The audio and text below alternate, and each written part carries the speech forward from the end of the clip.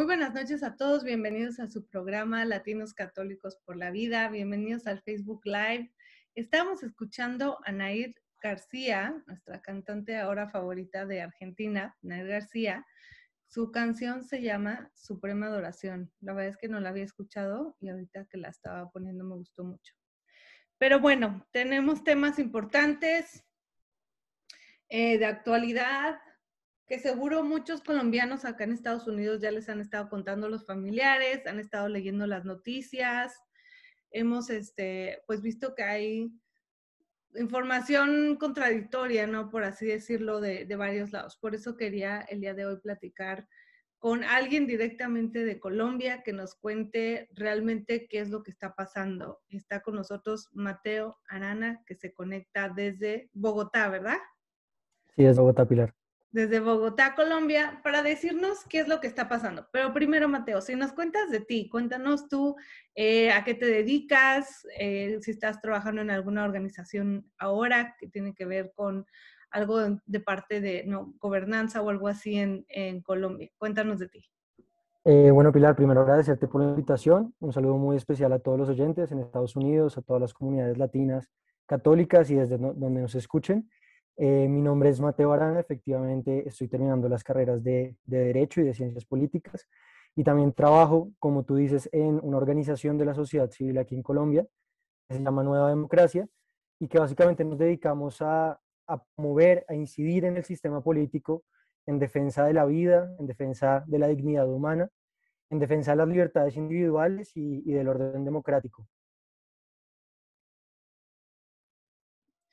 Gracias. Es un grupo nada más para que la gente sepa más, porque yo sí sé, pero es un grupo más que nada de jóvenes, gente joven, es gente de todas las edades, más o menos Nueva Democracia, quienes están ahí y para que la gente también sepa que a veces parece que en Latinoamérica no hay como tanto interés en querer entrar en temas difíciles y desde un punto de vista más profesional, por así decirlo, ¿no? Con buena argumentación, objetiva, de verdad de la defensa de los valores como es la justicia y la democracia, pero que realmente pues sí hay estas pequeñas semillitas, por así decirlo, en nuestros países. Si nos cuentan nada más un poquitito de quiénes conforman y para que la gente conozca un poco más.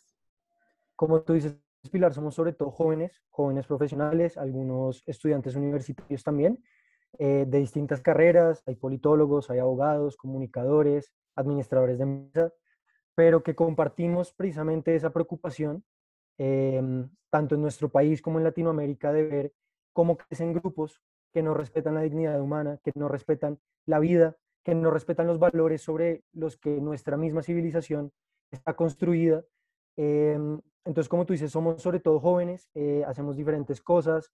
Básicamente, nuestra principal tarea es formar a otros jóvenes, tanto estudiantes de colegio como estudiantes universitarios, que también les preocupa estos temas. También buscamos incidir en las cortes, incidir en el Congreso y en general hacer activismo pues en favor de la democracia y los valores y los derechos humanos. Buenísimo.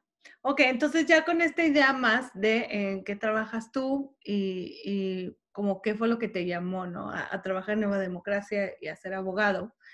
¿Qué está pasando en Colombia? Vemos que hace más o menos un poco más de una semana hay pues noticias de, voy a decir como las líneas generales de lo que nos hemos enterado, por ejemplo, acá en Estados Unidos, ¿no? Lo que nos ha llegado en las noticias, para que tú nos cuentes un poquito más detallado qué es lo que está sucediendo. Pues nos enteramos que se presenta una posibilidad de aumentar impuestos y debido a esto, entonces sale la gente a la calle a hacer protestas. Al mismo tiempo se sabe que hay algo de represión por parte de la autoridad e incluso se escucha que hay muertos. Y todo esto, obviamente, dentro de esta nueva realidad que es la pandemia, el COVID. Si también nos puedes empezar diciendo un poquito de cómo Colombia ha sido pues bastante restrictivo en las libertades de los colombianos, que la verdad que también es algo delicado. Entendemos el tema de salud, el tema de que la gente se cuide, pero tiene que también haber un balance con el respetar las libertades básicas de las personas, con este tema del encierro tan que puede llegar a ser demasiado, ¿no? Como también lo hemos visto un poco en Europa. Entonces, sí, dentro de este concepto, ¿no? De este encierro que ha sido un poco extremo, para mi punto de vista en Colombia, si nos puedes contar a través de ahí, ¿qué sucede? ¿Por qué se presenta esta idea de aumentar los impuestos y la reacción que hay de parte de la población en general? Y obviamente todos los latinos entendemos que cuando hay una protesta, cuando hay una reacción, también pues hay grupos que se pueden aprovechar para tomar esta reacción que puede ser legítima en su momento para mover, por así decirlo, nosotros los mexicanos decimos agua para su molino, que esto es que tienen otros intereses detrás, ¿no? E influyen dentro de un cierto movimiento que tal vez es legítimo, pero después por estas cuestiones se deslegitima y de hecho el problema principal que se buscaba quitar pues ya queda, por así decirlo, al margen. Entonces son estas tres preguntitas. Que nos cuentes a tu punto de vista el tema de el encierro del COVID, cómo ha sido en Colombia, por qué se presenta esta iniciativa para aumentar el tema de los impuestos y la reacción que hay de parte de la población en Colombia. Perfecto, Pilar. Entonces, comenzando con el primer punto que preguntas, efectivamente en Colombia hemos tenido restricciones muy fuertes por la pandemia, eh, que comienzan en marzo del año pasado. Hemos estado en un estado de emergencia sanitaria casi permanente, que le da muchas más facultades tanto al presidente como a los gobernadores locales. Y básicamente la única medida que se ha contemplado es la del encierro y es la de las cuarentenas. Y esto claramente ha traído mucho malestar social, ha afectado muchísimos negocios, muchas empresas. El desempleo hoy en Colombia es del 16%, que es un desempleo muy alto. Colombia era un país que venía creciendo al 4 al 5% anualmente y el año pasado la economía se redujo casi en un 6%, que es pues un ejemplo de lo golpeada que se ha visto la economía, los empresarios. Entonces, digamos que había tensiones sociales antes que se han exacerbado y que han aumentado por cuenta de medidas tan restrictivas, por el aumento del desempleo, y unido a esto, pues ha aumentado mucho el gasto estatal. Eh, por la misma pandemia, el Estado, por ejemplo, creó una serie de subsidios, el ingreso solidario para las personas más necesitadas, ayuda a empresas, al sector financiero también. Entonces, claro, aumenta el gasto en una economía que se está volviendo más pequeña, una economía que está afectada. Entonces, lo que se crea es un hueco fiscal gigante, que básicamente el gobierno gastó más de lo que tenía, y precisamente ese hueco fiscal, creado por la pandemia, sobre todo, al que buscaba, digamos, llenar y resolver la reforma tributaria. Entonces, como tú dices, la reforma tributaria es un aumento de impuestos, que sin embargo tenía algunas cuestiones problemáticas. eh, por ejemplo, ponía un impuesto a la renta a las personas que ganaran más de $660, que la verdad no es un ingreso tan grande tampoco, por lo que genera también malestar en la clase media. Sin embargo, es una reforma tributaria que casi nace muerta porque el presidente la presenta y de inmediato es rechazada por el Congreso. Es decir, se sabía que en el Congreso, que es donde se debe aprobar este aumento de los impuestos, no tenían las mayorías para pasar la reforma. Pero así, sabiendo que la reforma, digamos, estaba muerta, no iba a pasar, pues sectores llamaron a la ciudadanía y claro, la reforma fue como la excusa perfecta para salir a las calles con este malestar que trae a la pandemia, con otras situaciones también difíciles que ha traído Colombia. Entonces, la crisis económica, subida, claro, los impuestos siempre son impopulares y el gobierno también se equivoca en la forma como presentó la reforma. Hubo muchos problemas de comunicación, la gente no sabía muy bien cómo era, ni siquiera los congresistas sabían, y ahí hay un primer problema porque el gobierno hizo la reforma ellos mismos, es decir, ellos mismos hicieron la ley, eh, pero no consultaron a los empresarios, no consultaron a los trabajadores, no consultaron a los partidos políticos. Entonces, esto generó malestar. Una reforma de impuestos siempre es impopular, más aún en un contexto de pandemia y en un contexto de encierro. Entonces, digamos, esto llevó a la gente a manifestarse en las calles. Entonces, este es como un primer contexto.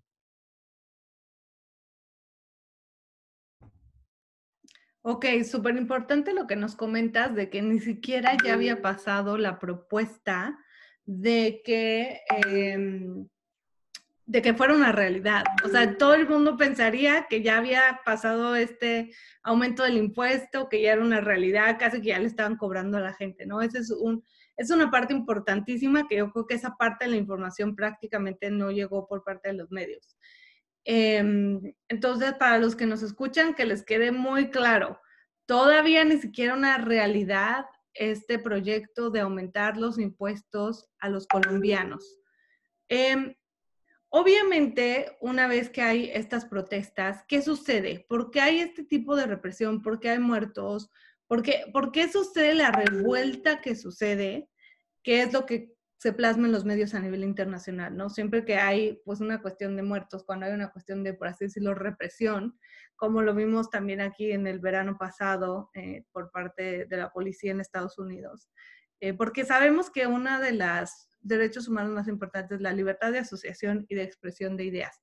Obviamente, dentro del límite del marco legal de yo puedo salir y expresar mis ideas sin causar violencia, sin causar destrozos a terceros, ¿verdad? Porque ahí es donde termina mi derecho, dejarlo muy claro. Pero siempre es difícil pues manejar este balance por parte de ambos lados, por parte de los que están protestando y por parte de la autoridad de la policía o los militares en su debido caso. Entonces, ¿por qué se sale de control este tema con la policía? Listo, Pilar. Efectivamente, como tú dices, en primer lugar es importante saber eso, la reforma ni siquiera había sido aprobada e inclusive ya se sabía que en el Congreso el presidente no puede, digamos, determinar un aumento de los impuestos, necesita la aprobación del Congreso. Ya se sabía que el proyecto no iba a pasar porque las diferentes fuerzas políticas dijeron que iban a votar en contra del mismo. Y aún así, digamos, los promotores del paro, los líderes de la oposición colombiana, convocaron a estas marchas también en un escenario muy complicado, que es el tercer pico de la pandemia, cuando, por ejemplo, en la capital tenemos una ocupación de las UCI, de los hospitales, cercana al 96%. Entonces, también una situación y en un contexto muy complicado. Y efectivamente, como tú dices, no se les vulneró el derecho de ir a marchar el 28 de mayo, el 28 de abril, perdón, que fue el primer día donde salieron a las calles, se les permitió, inclusive cuando algunos jueces habían dado algunas sentencias en contra de eso, digamos, ni de parte de las diferentes alcaldías, ni de parte del gobierno nacional hubo medidas represivas contra las manifestaciones en un primer momento, es decir, los dejaron salir a las calles. Sin embargo, desde el primer día sí se vieron actos de violencia. Ya en el primer día de manifestaciones aquí en Bogotá, por ejemplo, se quemaron algunas estaciones de Transmilenio, que es el sistema de buses públicos de la ciudad, en la Plaza de Bolívar, que es la plaza principal, también hubo enfrentamientos contra la policía ya desde el primer día.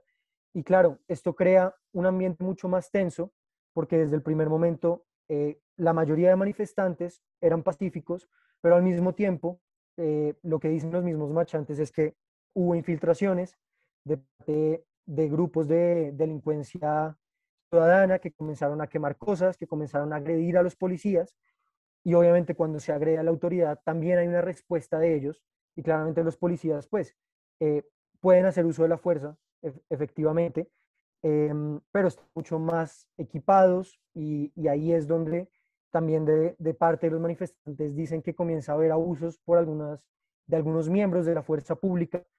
em, el problema es ese, es decir, ha habido muchas personas que han marchado pacíficamente, que tienen lo que podemos decir peticiones válidas.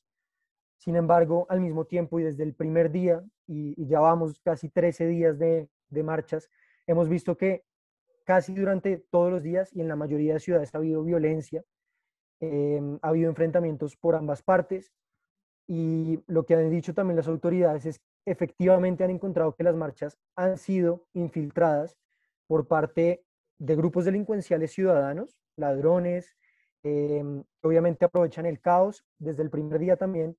Digamos, en Bogotá la situación no fue tan tensa en el inicio, el 1 de mayo sí se puso un poco más tenso, pero en ciudades como Cali, que es la tercera ciudad más importante de Colombia, vimos desde el primer día saqueos, almacenes, destrucción de la propiedad pública, destrucción de la propiedad privada.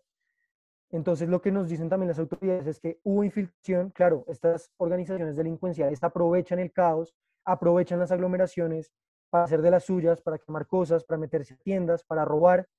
también ha habido infiltraciones de grupos guerrilleros, tanto el ELN como las disidencias de las FARC, que son estos guerrilleros que no se desmovilizaron con el proceso de paz en el 2016, y al mismo tiempo ha habido denuncias inclusive del presidente de Ecuador, por ejemplo, que dice que tiene información cierta y comprobada de que también ha habido infiltración por parte del gobierno de la dictadura venezolana en Colombia para promover la violencia y precisamente para promover el caos.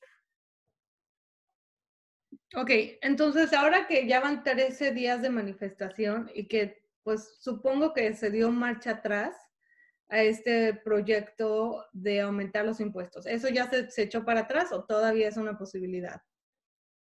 Sí, Pilar, efectivamente, las manifestaciones comenzaron el 28 de mayo y el 5 de mayo el presidente retiró la reforma, es decir, pidió al Congreso que ya no la tuvieran en cuenta, porque esa reforma que se iba a votar y digamos la que generó en un primer momento el estallido social ya no está en discusión, ya fue O- retirada y ya no hay posibilidad de que se aplique.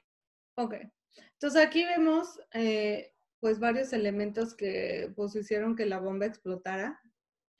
El elemento del encierro, el elemento económico que estamos viendo en todos nuestros países latinoamericanos, de pérdida de empleos, pérdida de negocios, que es muy frustrante, obviamente, para la gente que tiene años construyendo un negocio y que, pues, debido a causas de fuerza mayor, porque esto no es culpabilidad específicamente de alguien, el tema de la pandemia, pues está habiendo muchas pérdidas económicas, además de las pérdidas de vida, que también pues sabemos que es de lo más grave, ¿no? Pero además de la pérdida de la vida, vemos que también pues hay una afectación generalizada, sobre todo obviamente, como siempre, a los más pobres, en tema de trabajo y de estabilidad económica.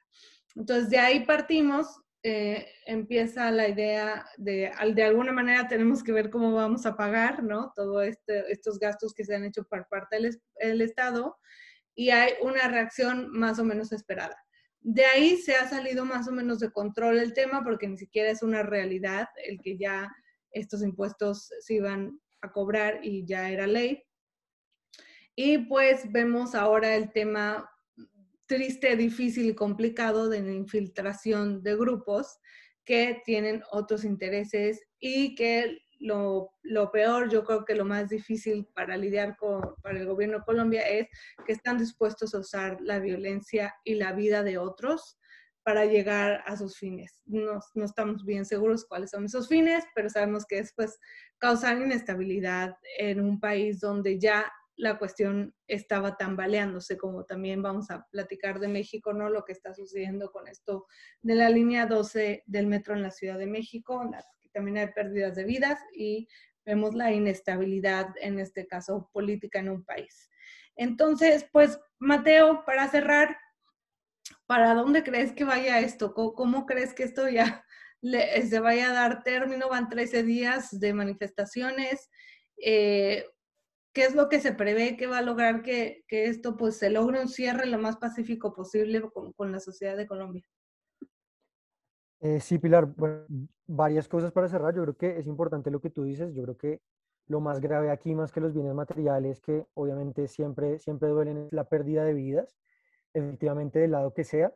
Y creo que tenemos que ser enfáticos en condenar la violencia de todos los lados. Es decir, es deplorable la violencia por parte de los marchantes. También han habido algunos casos específicos de abuso de autoridad y lo que hemos dicho siempre y lo que ha hecho la sociedad civil es que hay esos casos aislados de policías que hagan un uso, digamos, indebido de su autoridad, deben ser condenados, pero también es lamentable que en el escenario internacional, sobre todo, solo muestren imágenes de un lado.